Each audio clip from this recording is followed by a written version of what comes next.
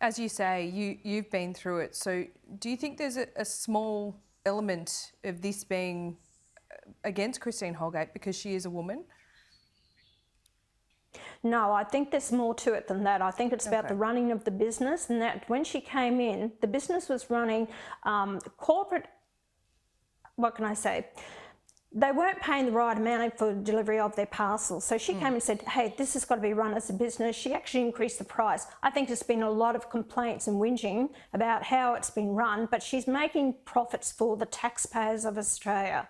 And she's running the business. She's employed more people. She's actually made that a profitable organisation where other post offices around the world have gone under during COVID. Yeah. So this woman has done a job.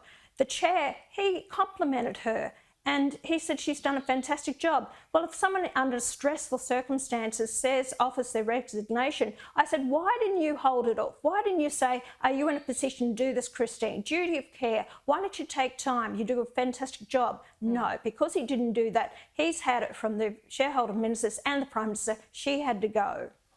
Yeah, really interesting indeed. And as you say, there's another day of hearings to go. I just want to quickly ask you about the vaccine rollout. The government is now put forward and is the Prime Minister is looking at doing 2 meetings weekly with the National Cabinet. We're back on a war footing.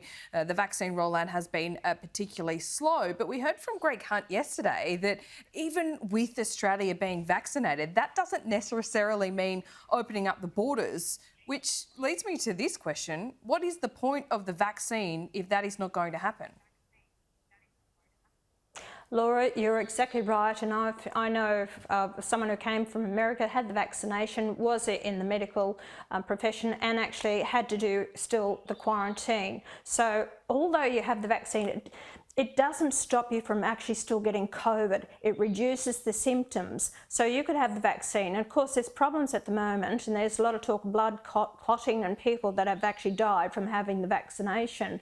But I'm not anti-vaccine. Having it, it's my choice not to.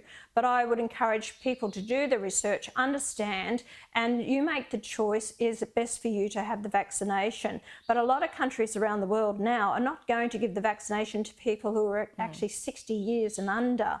So, there's concerns about it. And this is what I said. We're not in a position to force people to actually have the vaccination. Let's see what happens with it around the rest of the world, then make an informed decision. But no, they're rushed into giving it, and now they're backing away from it.